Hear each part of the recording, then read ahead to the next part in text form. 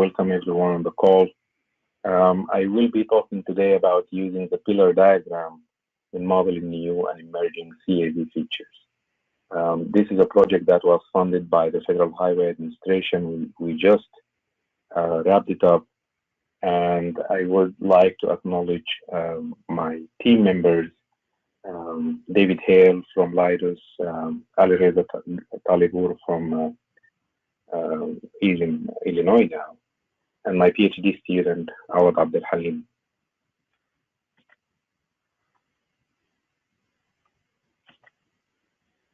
So the idea here is I'm going to take a step back a little bit and talk about how you need to approach modeling and simulation of connected automated vehicles. And then I will go in and give an example about how we did that in Vissim. But there are certain facts and certain aspects that we need to be aware of before we delve right into this. The first thing is that there is no single analysis, modeling, and simulation tool that can address connected automated vehicles related questions right off the bat. You usually are going to have to do some extra modeling steps and extra simulation and sometimes development steps. So additional programming is often needed and can be challenging. So it's very important to step back, as I said, and think about all the elements that you need to implement before you go into them. And then scarce and valuable data are needed for design, calibration, and analysis of CAVs. Now, sometimes that data has been used already by the simulation developer in developing some agents that you can use, as we will see later on, but sometimes you need to do it yourself. The general idea is, first, you need to clearly define the scope and the research questions before embarking on the analysis. And you need to consider all transportation system components relevant to the CAV before defining the project tasks. And then consider the in-house capability and commit to the necessary level of effort. Usually, CAVs, modeling CAVs is a hot topic. So people getting into this, especially juniors and grad students and so on, they might be tempted to try to do everything. But we have to remind them that you really need to do the analysis to answer the specific questions you have on the table, and not beyond that. Otherwise, it will take too much time and too much effort to do it. So the scope that I'm presenting here, the framework, is you define the scope first. So clearly define the questions, determine the list of needs and requirements to answer those questions, and rank and prioritize the list. That's the first step. And then what we are presenting today, what is new, is the pillar diagram. And the idea with the pillar diagram is it's a way to brainstorm and to communicate and to be transparent about what you are doing and what you are not doing related to the effort on this simulation. And I'll talk about that in detail. But the idea is, again, you need to connect the dots on the enable CAV pillar diagram, considering the available tool that you're going to be using, and considering the level of customization that you're going to need to do to that tool to be able to achieve your objectives, to answer those questions, and then brainstorm all the connected components on the pillar diagram. As you can see now in the framework, the first two steps did not even touch the simulation yet. And again, I just want to emphasize that this is a very important and critical thing to do before you jump in and start simulation. Then you define and evaluate your tasks, determine whether the analysis can be done in-house, weigh the number of questions that can be answered versus the required level of effort, and anticipated fidelity of the model. So sometimes you can answer the question with macroscopic modeling, or you can do a mesoscopic modeling, or you can go all the way to microscopic modeling in Vissim and so on. So it's important to know what level of fidelity you are using to be able to answer those questions. And don't forget the data. So I put some questions here, like was the CAV data used in AMS agent development? Are their data to calibrate the model? Is there data to validate the model? So calibration, validation are very important as well. So here is the pillar diagram, and it takes a while to get used to, but I'm going to go through it in details, and then I'll show you some examples before we show the actual simulation that we have done. And the idea here is, again, to facilitate the brainstorming process. In a way, this is analogous to using unified modeling language or system modeling language, SysML, to be able to expose what you're doing and what you're not doing. So what you see in front of you is that you have 3 pillars. These are the components. And each one of those pillars is specific to a different component. So the first one on the left, as you can see on the top, there is a single vehicle. The second pillar has to do with the multiple vehicles, so it has to do with the interaction among vehicles. And the third pillar, the last one on the right, to the right, is the infrastructure component. Then within each one of those pillars, there are 2 analysis levels. And then there is another one on top that has to do with the way you look at your data and you look at your model. So basically, you have microscopic and you have macroscopic. And of course, mesoscopic is somewhere in between. And that would be combining certain microscopic element with certain macroscopic element. So that's why I didn't put it here. So let's take one pillar at a time. Let's look at the single vehicle, for example. On the very top, you have activity-based models. And then below that, you have origin destination analysis. So this level in itself speaks to whether you need to look at the activity of the people in your simulation, the agents in your simulation, and you need to look at the origin destination as an aggregate measure instead of individual person that you are simulating. In the microscopic and macroscopic level, in each one of them, you have sensing, you have estimation, you have prediction, and you have control. So whenever we are looking at a specific problem, we're going to look at whether we need to simulate the sensing component. So if you are looking at automated vehicle, for example, and you want to look at the level of are you going to, what's the impact of using LiDAR versus radar versus, the different algorithms used for object detection and tracking and so on, then you need to look at the sensing component. But if you are only looking at the state variables, and the state variables here being the speed of the vehicle, the steering, and so on, just the state variables, not at the sensing level, then that's the estimation component. If you are trying to predict what is going to happen in the next few time steps so that you can make some control actions, then that's the prediction component. And if you want to control the vehicle, and of course we do in terms of simulated vehicles in Vissim, then that's the control component. In the single vehicle pillar, there is no macroscopic part because by definition it's a single vehicle, so you're looking at it in a microscopic level. But in the multiple vehicle, you have everything that I've just said, but you are also having these sensing, estimation, prediction control at the macroscopic level too. And I will show you the example that later is using estimation at the macroscopic level, not the microscopic level. And then you have the infrastructure, and in that, if you are dealing with traffic signals, for example, of course, you don't have activity-based models, and you don't have origin destination in terms of infrastructure, but you have the micro and macro. And then let's not forget the top and the bottom of the pillar. And those are, on the very top, you have the data. And these are with a point and trajectory. So point would be data that you're getting from detectors. Trajectory data will be data that you're getting through GPS or through any communication from the connected vehicle itself. And then at the very bottom, you have the output collection and visualization. And of course, you're not going to be doing simulation if you're not getting the data and using the data.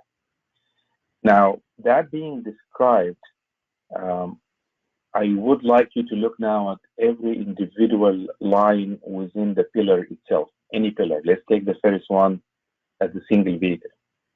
You will see that I have 4 columns in it within the pillar itself with different coloring. And these are references to the level of simulation or modeling that you have within that pillar itself. There are certain things that you can do with standard features. So Vissim, for example, is going to come in with some CAV agents already in the newer versions of it. And those CAV agents are going to allow you to do certain things. You're going to simulate certain features. So if those certain features are what you are interested in, then you can do that with a standard feature. You don't need to develop anything beyond that. But it also comes with scripting and with API, application programming interface, that would allow you to go beyond the standard features. So sometimes, you can use a simulation model, but you know that you're going to be doing some programming to be able to achieve what you want. And then there are research tools. These are the tools that you can use to augment what you are doing with a simulation package to achieve your goal.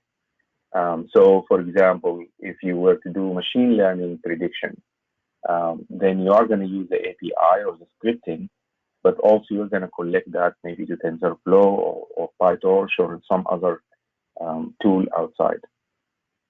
And then there is a development level, and these are things that you're going to do yourself, all from the from scratch if you want to be able to answer those questions. So it's very important to know what exactly you will need to do to answer the question. And I keep repeating to answer the question because I want to emphasize that it's very important to keep your eyes on the prize and why you are doing what you're doing, what question you want to achieve. So even though I focus on the pillar diagram, and I basically already described what is listed here. Even though I focus on the pillar diagram, I want to remind everyone that the pillar diagram itself is one of the steps that the framework includes. So the framework is not the pillar diagram. The framework uses the pillar diagram, but it is very important to understand the pillar diagram to be able to use the framework. And then you could think of the pillar diagram as a game board, like a chess, on which appropriate playing pieces should be placed and connected where appropriate. And why would you do that? Because the brainstorming process that the agency personnel will be involved in will initially target the identifying the piece, placing the piece, connecting the pieces, so that there is brainstorming already done to know and understand exactly whether that is going to answer the questions you have or not. So sometimes, if you look at everything that is needed to answer those questions and find out that they are going to be too time consuming or too much effort, then the agency can scale back. The client might scale back on what needs to be done within the time and budget. So let's give some examples here. And this is the first example I'm giving is a hypothetical example. And I'll give you some choices about what the agents could choose within those examples. And then I'm going to give you a numerical example that we have done using Vissim within this framework. So in this particular example, you could think of it as an agency has a question related to changes in travelers' activities. If some travelers were to be provided with the option or have the capability to buy CAV. So then what you do, you're looking at the pillar diagram, having that question in mind. And obviously, if you are looking at travelers' activity and changing their activity, then we are looking at the activity-based modeling aspect. Now, the question is, I have a piece that I'm going to have to place here, but is it going to be on this part, or this part, or this part, or that part, right? Where do we put that? And here comes the need to know the capability of the software you are using. So if for this example, if you want to do it in Visum, then you're going to end up using Visum with the standard features to achieve your objectives, because you can do activity-based models in Visum in the standard feature. And then the next step would be, I'm going to have to do something here about control, because this is, the person is given the choice to use a connected automated vehicle, and they're going to change their activities based on that. They are going to change that based on the control ability of that vehicle. Otherwise, why they are not using just a normal vehicle? So it might be some features that we need to model there in terms of control. And then again, you go through placing the piece. Is it a standard feature? Is it a scripting and API? Is it a research tool? Or is it a total complete development that you're going to do yourself? And I'm going to go ahead here and put it in the scripting and API, assuming that if you are given a new feature and that feature has not been already put there in the simulation package, but you can do it through API, then that's a level of development that involves. And then you're going to connect the dots. So the convention I'm using here is, if it's a straight line, that means the software has the ability to have that communication happening already by default within the standard feature. If it's a dashed or dotted line, then that means you're going to have to build it yourself. So meaning that you're going to have to script something or process the data and so on. So when you see a dashed line over here between the data and the ABM, that just means you're going to do some analysis before you use your data into the software. And then I have that connection as well in the dashed line between the control and the output, and that means you're going to do that as well. You're going to do that scripting to collect the data, because it's something that you put yourself, certain features you put in self, but maybe you are getting some data about how those vehicles are controlled inside the simulation. So now let's say we have done that, and you had a team, and the team met in a room and brainstormed and got that done. The usefulness of the pillar diagram is that if somebody comes into the room to join the discussion, they already know what you have discussed. They already know what you think about which elements of simulation you need to do and at what level as well. So somebody might come in and say that, but where I wanna be able to predict also what the users are gonna do for the next day when they make the decision today. Then maybe you need to add a prediction component, and if it is not in the standard feature, maybe you're gonna have to put it here in the API. So people know exactly what the project is going to be doing and what it is not going to be doing, and that's a key point. So some questions related to what I've just put in there. Why does the analysis not involve pieces related to the multi-vehicle or the infrastructure pillars? And the answer is because the question raised by the agency does not involve the interaction between CAVs on the network, nor does it involve the interaction of CAVs with the signal operation. Does that mean the CAVs would not interact on the network or not go through traffic signals? Not at all. But the question raised by the agency does not involve that level of analysis. So we do not want to measure with a micrometer while cutting with an axe. And I'm going a little bit slow on the first part of the presentation because I want to emphasize those key things. Is that you have to always keep in mind what's the question that you need to answer, and don't go beyond that when you're doing the model. So here are the analysis steps. Here is the framework. You're going to list the question that need to be answered. You're going to identify where the needs are in the pillar diagram, considering the available tool. In this case, what we're using later is Vissim. Then determine the required extra steps and tasks to enable the AMS tool to conduct the analysis. And then brainstorm and iterate step 1 through 3.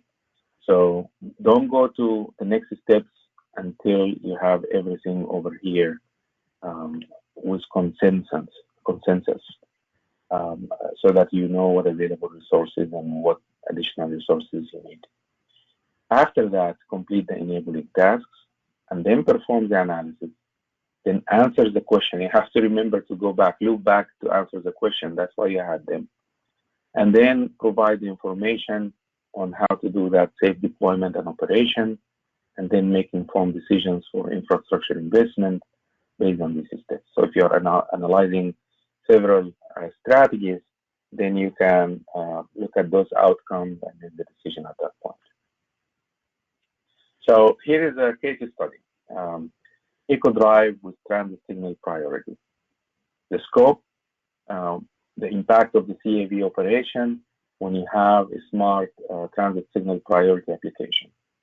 So that is going to need you're going to need to do transit signal priority. You need vehicle to infrastructure communication. You need vehicle to vehicle. You need the autonomous vehicles themselves to be able to simulate those, and you need to simulate equipped buses. The questions, and this is of course a hypothetical example, but keep that in mind, how we're going to modify those questions later on. So imagine that your client is coming in and say, these are the questions I have. What is the impact of the CAV eco-driving operation when I have already TSP strategies at the signalized intersection? And what is the impact of the CAV penetration rate on the overall system today? And what is the impact of the application on bus punching? Then, okay, you need to define your requirements. I need to be able to simulate CAV eco-driving operation. I need to be able to simulate CAV interaction with mixed traffic, because there is going to be some blocking and slowing down and lane changing in response to that CAV movement. I need to be able to simulate the CAV vehicle to infrastructure operation, because that CAV needs to know when the time is going to change to green, what is the time to green. So it can slow down and speed up, choose a trajectory, an optimized trajectory to arrive at the signal just as the queues are clearing. So that information needs to be communicated to the CAV as it implements that eco-driving. And eco-driving, for those who are not familiar with it, is just the ability of the vehicle to use the information from the signal about when it is going to start the green. So if the signal now is red, you don't want the vehicle to, or even if it's green, but it's about to turn red, you don't want the vehicle to be ignorant of that signal timing and continue with the same speed only to arrive and stop and then start up again. You want it to optimize its trajectory so that it arrives at the signal just in time to move forward after the queues have cleared. I'm defining that loosely, of course, but I guess you get the idea. And then I need to be able to simulate the transit priority algorithms at signalized intersection. And the data, of course, traffic volume data, signal timing plans, the detector locations, and the bus schedules, and then encapsulated data so that we don't forget. Data is not necessarily just the raw data that is given to you. If the developer of the simulation has already encapsulated the data in agent behavior, like Vissim has done with CAV from the coexist project, then that's something that you need to account for as well, to be aware of it. So CAV eco-driving, the buses and the traffic, so even how traffic moves, this is in a sense coming from the Whitman model and then you can calibrate it. But the fact that it has been developed based on data encapsulates that data. And then you have the signal TSP operation. So what are the components? Now think about the pillar diagram and having that brainstorming with your team before you move on and you actually do the task themselves. So the components in terms of the single vehicle pillar, I'm going to need a microscopic component because I need the location and the speed of the CAVs and buses. So I need them at a microscopic level. In terms of multiple vehicles, I need them at a macroscopic level because I need the Q lengths at the signalized intersection to be able to inform my CAV to do the eco drive. And I need the flow on the link. The infrastructure at a microscopic level because I need the signal state, the time to bloom, and the detector status in my simulation. And then connecting dots, I need the communication between the CAVs, the buses, and the signal. So it looks like this in terms of that pillar diagram. If you look at the single vehicle, I am putting in the control at the microscopic level because I need to be able to adjust the behavior, the control behavior of the CAVs to do the eco drive. And I'm putting it at the scripting API column. And that's because, yes, you can use Vissim to put CAVs, but they are going to just drive normally within the traffic with the CAV parameters, of course.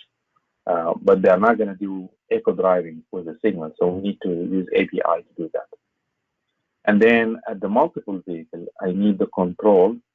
So those CAVs need to be able to drive differently from the normal traffic. But I need it at the standard feature level because in this case, I'm using Vissim. That was Vissim 11 at the time, and even in Vissim 2020 or 2021, you have those CAV agents in there. So if you just want to simulate how those CAVs are moving and the control aspect of it, you can use that with the standard feature. And then I need the estimation at the macroscopic because I need the Qs.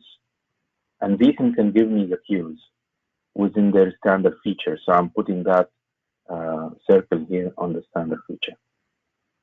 And then at the infrastructure, I need control, and I need that at a microscopic level.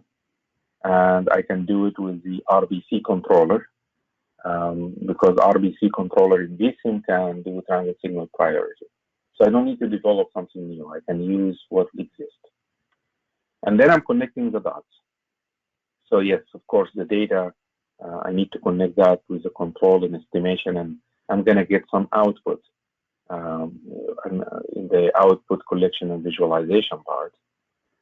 Whatever I'm controlling in terms of single vehicle, I'm going to need to extract that data, and I can do it using the standard features in Vissim. And then also for the infrastructure for the signal operation, I need to get the data out. I'm having this solid line here between the Q lengths and the controller because I'm going to need the Q lengths to use in my controller. And I'm connecting this with a dash line between the single vehicle CAV doing the echo drive with the traffic controllers because we need to do that in scripting to get that information. So again, just to emphasize this before I move on and go quickly through the simulation itself, it is important to do it with the pillar diagram because, again, if I show this to somebody, they can immediately see that there are certain things that I'm not connecting and that I don't have any circles in them. And because what I've done here is enough to answer the questions I've put there. But if they want to add an additional question, then they know and they can have a discussion with me about where more do I need to put circles and connect them and what is going to be needed to do that, to achieve that. So you're giving that pillar diagram to 3 agencies, hypothetical agencies, and what they're doing here is agency 1 is saying that, okay, great, I'm going to do this pillar diagram as is, So they accept the task and implement them. This is going to require Python programming for the microscopic control of each CAV. The rest of the tasks are implemented using the standard AMS features. So they only require familiarity with the tool. The rest of the document in terms of the report, but the rest of the PowerPoint is going to describe how the tasks are implemented and what the resulting findings are. But it's good to mention that there are other options, right? So another agency might say, in-house, I don't have the Python programming capability. They only want to use the standard features of the analysis and modeling simulation tool that they have, whichever tool that they're using. So they need to reiterate the modeling steps and understand that they can only answer the following questions. If they're not going to do that programming, if they're not moving that CAV in the microscopic controller to the API part, the scripting part, then they can answer the question after striking out the echo driving component part of it. So what is the impact of CAV operation with TSP strategies at the signalized intersection? But they have to understand they're not doing echo driving anymore. And if that's okay with them, that's fine. If not, then they know that they need to get somebody, a consultant or something that who would be able to do that API part. What is the impact of CAV penetration is not going to change whether you do that API or not, and what is the impact of the application on the bus punching. I'm putting application in between quotation marks here just to say that your application now is different. It's not what it used to be. Agency C is going to use a similar tool. So they're not going to use Vissim in this example. They want something else. And that other tool, let's say that they do not have an encapsulation of the data in their CAV agents. So that agent decide, they brainstorm, they decide that they want to use that different tool, which is going to mean that they're going to move the microscopic control in the middle pillar from a standard feature to scripting API. But let's say that agents, they are familiar with the Python, they're familiar with programming, they don't have a problem with that, and they're gonna do this. They're okay with it, so they can do that. So they decide to go with this option. Because they also have access to local CAV testing site data, so they really want to calibrate and develop CAV agent themselves. That's fine. In that case, there's no change to the questions that are needed or required. It is just that there is a difference in the simulation effort that they need to take. So that's the focus on the pillar diagram. Now I just want to go quickly here and close the loop of about how do we finish that example in Vissim and go very quickly on this so I can have time for questions. So this is an example. You will see from a Blacksburg site where you have the buses over here and we have a traffic signal over here, and we want to see if we are implementing transit signal priority with the CAV and whatever that I've described so far.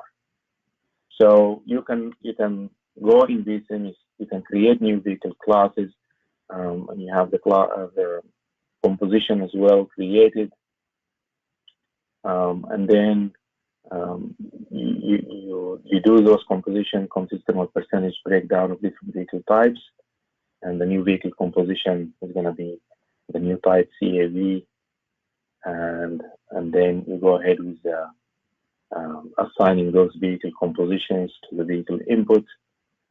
In our case, we use two vehicle inputs on links 2 and 4 that are the northbound and southbound direction of Main Street.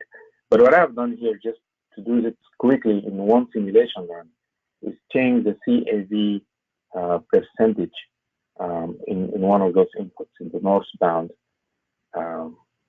What is the southbound? We'll see when we look at the results. But one of those approaches has CAV percentage changing in time, increasing over time. So you start with like 0% and you go all the way to 100%. That, of course, is not realistic. It's not going to happen in that sense, but I wanted to see it in one simulation shot. The best way to do it, if you want to do this very comprehensively, is to run multiple Vissim files, one for each scenario. and then you plot it. The only reason I did it this way is I wanted to do it quickly, and I want to see it in the same graph to see whether it is worth investigating further or not. So anyway, in this simulation, we had 15-minute warm-up time, and then 2 hours of simulation, and some time at the end to clear the system. So you create the CAVs, you assign their behavior. There are 3 CAV behaviors in Vissim. From the coexist project, you have AV cautious, normal, and aggressive. This is a normal. And then we did the urban driving behavior, and we assigned the normal behavior, as I just said. I was getting ahead of myself. And then, of course, Vissim has additional features that you can include. So you can create custom functions, acceleration and deceleration if you want to, and so on. Then what we did here is use a user-defined attributes to carry out the new task not readily available in Vissim. Defining the attributes, assigning them to Vissim object is a much more efficient way to carry out repetitive tasks. And then here we define attributes and assign them to all regions in the network that actively calculate the distance to the nearest signal head. So the idea is, as vehicles are moving in the network, they are collecting the signal information from the nearest signal head, but we have an attribute for every vehicle that whether it's a CAV or not. If it's a CAV, then it can use that information. If it's not a CAV, it will ignore it. So that's one simplifying way to do it in that.